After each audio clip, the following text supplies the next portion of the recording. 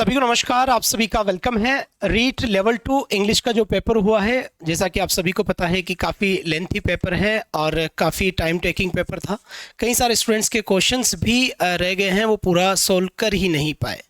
तो एक टाइम को लेकर अगर मैं बात करूं तो काफ़ी कम टाइम मिला है, क्योंकि लगभग एक क्वेश्चन को सॉल्व करने के लिए 1 मिनट का समय चाहिए ही चाहिए था। गलती से आपने ज़्यादा दे दिया तो फिर लास्ट में पेसेज थे, पेसेज पोइट्री पेसेज थे, तो उनको पढ़ने में काफ़ी कम समय आपको मिला होगा। फिर भी इसकी जो आंसर की है वो हम एक बार देख लेते हैं कि इनकी आंसर की है लगभग ऑलमोस्ट जितने क्वेश्चंस है। यहाँ पर देखिएगा एक बार, यहाँ पर आपका पहला क्वेश्चन यहाँ पर आता है जो आपके लिटरेरी डिवाइसेस से रिलेटेड है। जैसे एलेगरी वाला पहला जो क्वेश्चन था, इसके मेरे पास जो पेपर है इसमें इसका जो सही आंसर था उनकी की जो है वो मैं आपको बता देता हूँ। यहाँ पर इस बच्चे का जिसका भी एक है, इसका सही आंसर था ये। यहाँ पर सी बिल्कुल एकदम करेक्ट आंसर है भाई। जिन्होंने सी आंसर दिया है उनका ये एकदम सही आंसर है, राइट। यानी कि पहले में तो सेकंड है, बी में 1 है, सी में 3 है और डी में 4 है। ये अपना करेक्ट आंसर हुआ है। यहाँ से एलेगरी वाले के अंदर आप देख सकते हैं, तो सी बिल्कुल सही आंसर था। इसके बाद अगर मैं बात करूं सेकंड क्वेश्चन को लेकर, तो हम सेकंड क्वेश्चन को यहां से देख लेते हैं कि in the given sentence ought to expresses, जो मॉडल दिया गया है ought to, वो किसको एक्सप्रेस करता है। यहां पर अगर बात करें तो मॉरल ऑब्लिगेशन, ये एक बिल्कुल ठीक आंसर है, मॉरल ऑब्लिगेशन। और इसी के साथ अगर मैं बात करूं कि मॉरल ऑब्लिगेशन के साथ ये डिजायरेबिलिटी को भी लेगा यहां से, यानी कि बी और डी इसका बिल्कुल सही आंसर होगा। तो सी जिन्होंने इसका करेक्ट आंसर करा है उनका बिल्कुल ये सही आंसर होगा। इसके बाद तीसरे क्वेश्चन की अगर हम बात करते हैं कि थर्ड नंबर का क्वेश्चन क्या है, ये बिल्कुल जिन्होंने किया हुआ है उनका भी सही है। ये पैसिव है कि does he need a pen, इसका करेक्ट पैसिव क्या बनेगा, तो यहां पर सी इन्होंने बिल्कुल सही आंसर दिया है, is a pen needed by him. ठीक है, क्योंकि पेपर हो चुका है, ज़्यादा एक्सप्लेन करने की नीड नहीं है। क्वेश्चन नंबर 4 है कि ही सेड नो सुनर, तो क्वेश्चन नंबर 4 में अगर किसी ने डी आंसर किया है तो उसका बिल्कुल करेक्ट आंसर होगा डी। अगर बात करें तो डी के अंदर दिया हुआ है डी सी बी ए ई, यानी कि स्टार्ट कहाँ से होगा, डी से होगा। डी सी, फिर उसके बाद में बी ए और लास्ट में ये ई वाला आंसर करेक्ट है, यानी जिन्होंने डी दिया है उनका बिल्कुल सही आंसर है।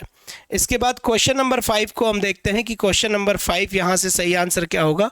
आइडेंटिटी द इनकरेक्ट यहाँ से पूछा है क्वेश्चन नंबर 5 के अंदर। तो क्वेश्चन नंबर 5 में यहाँ पर आपका सही जो आंसर होगा वो डी आंसर बिल्कुल है। सी और डी यहाँ पर अगर किसी ने आंसर करा है तो उसका बिल्कुल करेक्ट आंसर होगा सी और डी, यानी कि डी इसका बिल्कुल सही आंसर है। इसके बाद अगर हम बात करें क्वेश्चन नंबर 6 को लेकर, तो यहाँ पर फिगर ऑफ स्पीच में सिनेक्डकी अगर किसी ने इसका करेक्ट आंसर करा है तो आपका आंसर बिल्कुल सही माना जाएगा। फिर हम बात करते हैं क्वेश्चन नंबर 6 को लेकर कि क्वेश्चन नंबर 6 यहाँ पर क्या कह रहा है।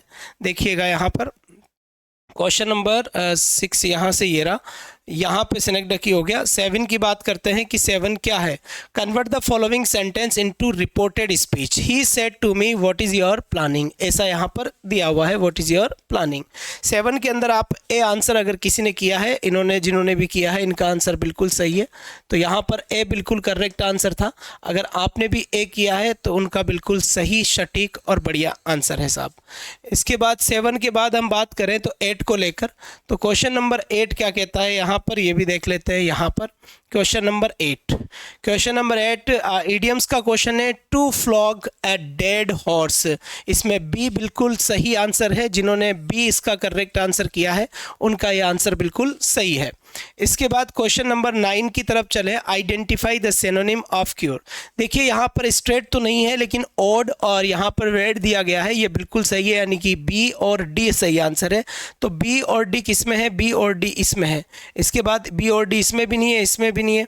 तो यहाँ पर हम जब देखें इसको कि बी और डी और किस में दिया हुआ है, तो बी और डी और किसी में नहीं है, इसलिए यहाँ पर हम सी करेक्ट आंसर करेंगे। यहाँ पर हालांकि ये जो इंडिफरेंट दिया हुआ है ये एक्स्ट्रा वर्ड है, फिर भी यहाँ पर सी आंसर इस क्वेश्चन के अकॉर्डिंग अगर आंसर माना जाएगा तो आपका सी बिल्कुल सही आंसर माना जाएगा। इसके बाद 10 की हम बात करते हैं, तो देखिए यहाँ पर एक ही वर्ड, अगर ये जो ड्रामा चलता है उसके हिसाब से है कि स्टार्टिंग में कैरेक्टर्स का एक्सपोजिशन होता है, जो उसके कैरेक्टर्स है वो अपने अपने बारे में परिचय की बात होती है। लास्ट का आंसर यहाँ पे डिनाउंसमेंट होगा, तो यहाँ पे डी किस में दिया हुआ है, ऑप्शन नंबर ए ऐसे है जिसके लास्ट में डी दिया हुआ है, इसीलिए इसका सही आंसर आपका ए होगा। जिन्होंने ए करा है उनका बिल्कुल करेक्ट है। इसके बाद यहाँ से हम बात करते हैं नेक्स्ट क्वेश्चन को लेकर। ये आपका एक पैसेज का क्वेश्चन है, ये कंप्लीट पैसेज आपको पढ़ना था यहाँ पर। और क्वेश्चन नंबर 11 की अगर हम बात करें कि क्वेश्चन नंबर 11 क्या है, तो 11 में अगर आपने डी ऑप्शन को चुना है, डी ऑप्शन को, इसका मतलब B C D E, B C D E मतलब यहाँ से ये, और इसको आपको बाहर रखना था, तो B C D E, D answer बिल्कुल करेक्ट आंसर होगा इसका। इसके बाद अगर क्वेश्चन नंबर 12 की अगर हम बात करें तो क्वेश्चन नंबर 12 पे आ जाइएगा। क्वेश्चन नंबर 12 क्या कहता है यहाँ पर, identify the imagery not used in the expect. तो यहाँ पर अगर आपने आंसर ए किया है तो ये आपका बिल्कुल सही आंसर होगा। जिन्होंने भी ए आंसर किया है उसका बिल्कुल सही है, 12 में ए बिल्कुल ठीक है। इसके बाद अगर हम बात करें 13 नंबर को लेकर, 13 नंबर का क्वेश्चन क्या कह रहा है भाई, यहाँ पर इसमें भी आपका 13 में डी बिल्कुल सही आंसर है। अगर पैसेज में आपने पढ़ा हो और पैसेज के अंदर आपने डी जब आपने पढ़ा होगा, क्योंकि अब पढ़ने का कोई मतलब भी नहीं है, बाकी अगर डी आपने किया है तो आप जल्दी से कम समय के अंदर सारे क्वेश्चंस मैच करवा सकते हैं। डी बिल्कुल सही आंसर है। इसके बाद यहाँ पर देखिएगा क्वेश्चन नंबर 14 यहाँ पर आता है अपने पास में। यहाँ ये इसका सिनोनिम की बात करता है, तो ये जो वर्ड लिखा हुआ है इस वर्ड का आपका यहाँ पे फ्रॉस्टी होगा। तो बी के अंदर 3 किस्में हैं, ये चेक कर लीजिए। बी के अंदर 3 मात्र इसी में ही है, बी के अंदर 3 है, बी के अंदर 3 है, बी के अंदर ये एक मात्र है जिसमें बी के अंदर 3 है, इसीलिए आपका सही आंसर ये होगा। इसके बाद हम बात करते हैं नेक्स्ट क्वेश्चन को लेकर। क्वेश्चन नंबर 15 की हम बात करते हैं कि साहब क्वेश्चन नंबर 15 क्या कहता है। डिग्री का ये क्वेश्चन है ट्रांसफॉर्मेशन का। Calcutta is the largest city in India as Calcutta.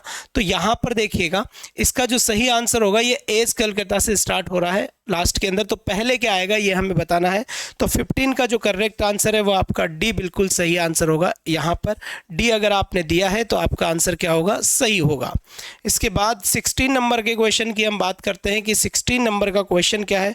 तो 16 के अंदर आपका सी ऑप्शन बिल्कुल करेक्ट है। अगर आपने सी ऑप्शन करेक्ट किया है यहाँ पर डी सी ई बी ए, तो ये आपका बिल्कुल सही आंसर होगा साहब। इसके बाद 17 की अगर हम बात करें तो यहाँ पर प्रेपोजिशन फिल करनी थी, प्रेपोजिशन फिल करनी थी। इसके अंदर आपका ए आंसर बिल्कुल करेक्ट आंसर है। अगर आपने ए दिया है तो आपका सही आंसर है 17 में। 17 के बाद हम यहाँ बात करते हैं क्वेश्चन नंबर 18 को लेकर। Identify difficulties than an elder learner may come across while learning English as a target language. 18 के अंदर जिन्होंने भी ए आंसर दिया है उनका बिल्कुल सही आंसर माना जाएगा। ए सी डी और ई ये आपका बिल्कुल सही आंसर माना जाएगा। इसके बाद यहाँ पर देखिए 18 के बाद 19 की अगर हम बात करें, 19 के अंदर आपका यहाँ से ग्रामर ट्रांसलेशन मेथड, तो बी इसका बिल्कुल सही आंसर है। करेक्ट जो इसका आंसर है वो बी इन्होंने किया है और इनका सही भी है, यहाँ पर बी बिल्कुल करेक्ट आंसर है भाई, ठीक है। हाँ, तो यहाँ पर हम बात करते हैं इसका बी करेक्ट हो गया। इसके बाद फिर देखिएगा 19 के बाद 20 नंबर का क्वेश्चन अपने पास आता है, ये रहा आपका। इसके अंदर एनफ जिन्होंने सही किया है उनका बिल्कुल करेक्ट आंसर है एनफ। अगर आपने एनफ किया है तो भी आपका आंसर क्या माना जाएगा, करेक्ट माना जाएगा। 20 के बाद हम बात करते हैं 21 को लेकर। 21 क्या कहता है, यहाँ से आ जाइएगा, ये 21 क्वेश्चन है आपका। और 21 का जो आंसर है आपका डी ऑप्शन बिल्कुल करेक्ट ऑप्शन है 21 के अंदर। तो डी जिन्होंने भी correct answer, the narrative language should not be used in the classroom, native language sorry, the native language should not be used in the classroom, ये आपका बिल्कुल सही आंसर है। इसके बाद यहाँ पर देखिए 22 में आपने क्या आंसर किया है, यहाँ पे 22 में ए आंसर बिल्कुल सही माना जाएगा, क्योंकि अभी पेपर सोल्व करना नहीं है, क्योंकि इतना टाइम आप पढ़ के सारा नहीं, तो आप सीधा ही अपने आंसर मैच करवाइए, क्योंकि एक ही बन चुकी है, ये मैं टेलीग्राम पे भी अपलोड कर दूंगा और आपके पेपर के साथ में और भी जो ग्रुप बने हुए हैं उनमें मैं सेंड कर दूंगा। 22 के बाद में हम बात करते हैं 23 की। 23 में क्या बोला जा रहा है, यहाँ पर देखिएगा 23 का जो सही आंसर है वो ए आंसर है और बिल्कुल सही आंसर है। यहाँ पर बेंच में ये है बिल्कुल करेक्ट आंसर, इन्होंने जिन्होंने दिया है इनका आंसर ए, वो बिल्कुल सही आंसर है भाई, इसमें कोई दिक्कत वाली बात नहीं है। इसके बाद यहाँ से देखिएगा 24 की तरफ बात करते हैं, बिल्कुल सही है इनका आंसर। इज या वॉज जिन्होंने दिया है उनका करेक्ट आंसर होगा 24 में। 24 के बाद अगर हम बात करें आगे, तो यहाँ से देखिए 25 का करेक्ट आंसर क्या होगा। तो 25 में यहाँ पर बी आंसर बिल्कुल सही आंसर होगा। जिन्होंने बी आंसर दिया है यहाँ पे 25 के अंदर बी, तो उनका बी आंसर बिल्कुल सही आंसर होगा भाई, ठीक है, 25 में बी। इसके बाद बात आती है 26 नंबर के क्वेश्चन को लेकर कि 26 का सही आंसर क्या होगा। तो डी इसका बिल्कुल करेक्ट आंसर होगा। अगर आपने डी आंसर दिया है तो आपका आंसर बिल्कुल सही है। फिर बात आती है 27 को लेकर, ये लीजिएगा यहाँ पे 27 क्या कहता है, यहाँ से ये 27 को लेकर हम बात करते हैं। तो इसका तो ए बिल्कुल सही है, इसका 20, इसका 3 सही है और इसका 2 सही है, मॉडेस्ट सही है। तो 27 का जो सही आंसर होगा वो सी बिल्कुल करेक्ट आंसर होगा भाई, यहाँ से ये वाला सी आंसर बिल्कुल सही है। इसके बाद अगर हम आगे चलें और नेक्स्ट क्वेश्चन को अगर हम देखना चाहें तो 28 की हम बात करते हैं। 28 में मॉडल से रिलेटेड क्वेश्चन है, इनके सेंस को लेकर बात करता है डी। इन्होंने जो आंसर दिया हुआ है ये बिल्कुल सही आंसर है। आप डी आंसर कर सकते हैं। 28 का आपने क्या किया है क्या नहीं किया है वो आप मैच करवा लीजिएगा एक बार बिना। ये जो की है ये आपके ग्रुप में अपलोड हो जाएगी आज ही, जल्दी ही। 29 की हम बात करते हैं कि साहब 29 में क्या है। तो 29 में आपका जो सही आंसर है वो डी बिल्कुल सही आंसर होगा। अगर आपने डी आंसर किया है ये होगा, ये पहले आएगा, ऑब्जेक्टेड टू होकर अप्रूव्ड के ऑफ बाद में जाएगा, इसलिए आपका डी आंसर सही है। इसके बाद हम बात करते हैं 30 नंबर के क्वेश्चन को लेकर कि साहब 30 नंबर के क्वेश्चन का सही आंसर क्या होगा। 30 नंबर का सही आंसर, ये जो क्वेश्चन है इसका बी इन्होंने किया है और जो इन्होंने किया है वो बिल्कुल सही है। जिस बच्चे का ये पेपर है उनका बी बिल्कुल सही आंसर है भाई। इसके बाद 31 की तरफ हम चलते हैं कि 31 क्या कह रहा है यहाँ पर। यहाँ से इट इज़ मी वाला बिल्कुल करेक्ट है, ये इनकरेक्ट ही पूछा है उसने और यही इनकरेक्ट है। फिर इसके बाद 32 की तरफ चलते हैं। किधर चलते हैं, 32। यहाँ पे मैच करवाना था आपको, match English language teaching methods with their principles, उनके प्रिंसिपल्स के साथ में। 32 का जो सही आंसर है वो सी आंसर बिल्कुल सही आंसर है। 32 का जो करेक्ट आंसर होगा वो सी आंसर होगा और सी इन्होंने कर रखा है। तो जिन्होंने भी ये आंसर दिया है उनका बिल्कुल एकदम करेक्ट आंसर है भाई 32। इसके बाद हम बात कर रहे हैं 33 को लेकर कि इसमें करेक्ट आंसर क्या होगा। ए बिल्कुल सही आंसर है, जो इन्होंने दिया है उनका बिल्कुल करेक्ट है। इसके बाद 34 की हम बात करते हैं कि साहब 34 क्या कहता है। तो ध्यान से देखिएगा 34 नाउन क्लोज बिल्कुल से, ये तो आपका सीधा सीधा एडजेक्टिव क्लोज होगा और ये आपका नाउन क्लोज होगा, एकदम सही है। तो यहाँ पर ये जो क्वेश्चन लिखा हुआ है 34 का जब आप आंसर करने जाएंगे तो 34 का डी आंसर बिल्कुल सही आंसर है, इन्होंने करा है, इनका भी करेक्ट आंसर है डी। 34 के बाद हम बात करते हैं 35 को लेकर कि 35 का करेक्ट आंसर क्या होगा। ये क्वेश्चन आप इसका सही आंसर बताने में काफ़ी प्रॉब्लम है क्योंकि ये क्वेश्चन के बारे में कुछ कह नहीं सकते, समझ से बाहर ये क्वेश्चन है। या तो ये क्वेश्चन हो सकता है कि हटे या कुछ ऐसा है, क्योंकि इसमें काफ़ी इन्फॉर्मेशन से जो इसको जस्टिफाई नहीं करती है। 35 के बाद हम बात करते हैं 36 को लेकर। 36 नंबर का क्वेश्चन क्या कह रहा है। 36 में आपका सही आंसर ए होगा। यहाँ पर ए जिन्होंने किया है इनका आंसर सही है बिल्कुल, ये ए ही आंसर किया है इन्होंने, तो 36 का ए बिल्कुल सही है। 36 के बाद यहाँ पर देखिएगा 37 की बात करते हैं। वोकेबलरी का क्वेश्चन था, बढ़िया क्वेश्चन था और इसमें सी आंसर बिल्कुल सही है। अगर इन्होंने सी आंसर किया है इनका गलत हो गया है, यहाँ पर सी आंसर बिल्कुल सही है इसका 37 का। 37 के बाद हम बात करें 38 को लेकर कि 38 का करेक्ट आंसर क्या होगा। तो 38 का सही आंसर होगा आपका बी जिन्होंने किया है। वो काफ़ी लेंथी पेपर है भाई पढ़ने के अंदर और इसमें काफ़ी एक टाइम लगा है। उसके बाद ऑप्शंस के हिसाब से बनाने में, ऑप्शंस के साथ आंसर लिखने में बहुत ही यहाँ पे भी काफ़ी समय लगा है। एक तरीके से पेपर को हम ये नहीं कह सकते कि भाई ठीक है ये पहली बार ऐसा पेपर देखने को मिला है, ये मानकर आप चलिए, ठीक है। लेकिन फिर भी काफ़ी क्वेश्चंस थे जो बड़े थे लेकिन आंसर आ सकते थे। समबड़ी बिल्कुल से, समबड़ी वाला बिल्कुल ठीक है। यहाँ पर इंडेफिनाइट सब्जेक्ट को लेकर जो आंसर दिया गया था वो बिल्कुल करेक्ट आंसर था यहाँ पर, ठीक है। तो ये आपका 39 नंबर का क्वेश्चन है और 39 नंबर का क्वेश्चन ये है। इसके बाद देखिएगा 39 के बाद 40 नंबर का क्वेश्चन आता है और जो 40 नंबर का क्वेश्चन है उस क्वेश्चन के अंदर अग्री नाम का एक आपको, अगर एक सेकंड थोड़ा रुकिएगा,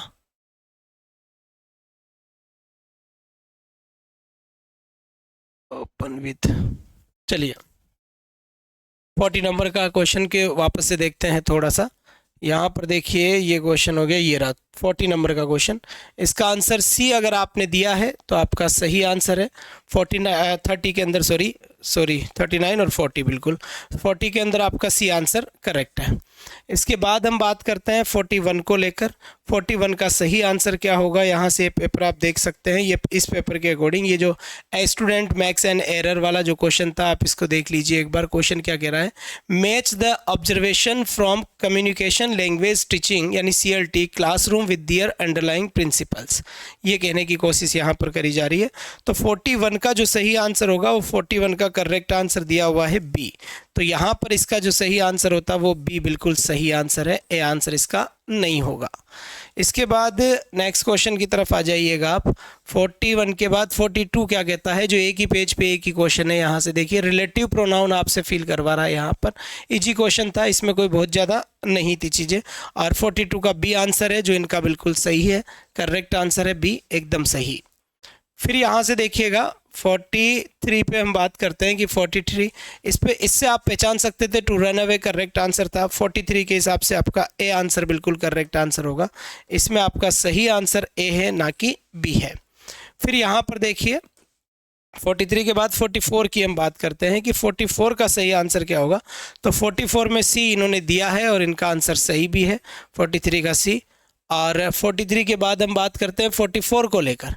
44 ये क्वेश्चन जो दिया हुआ है, हालांकि 44 के अंदर बिल्कुल, एक सेकंड रुकिए, 44 यहाँ पर आपने सी कर दिया 44 में, बिल्कुल। 45 की अगर हम बात करें तो 45 के अंदर डी आंसर यानी बी और ई, इसमें एक साउंड ऐसी है जो बिल्कुल आउट ऑफ उसके हैं, लेकिन फिर भी इसका अगर आंसर माना जाएगा बोर्ड के द्वारा तो डी के चांसेस ज़्यादा हैं कि डी आंसर करेक्ट मान लीजिए। इसके बाद में मैं कंफर्म आपको बता नहीं पा रहा हूँ। 46 के बारे में यहाँ पर बी बिल्कुल सही आंसर है, इन्होंने बी किया है और बी बिल्कुल सही भी है भाई। बी क्लॉथ का इसने फोनेटिक पूछा है, लेकिन उस फोनेटिक को उसने ऑप्शंस में डिवाइड कर दिया।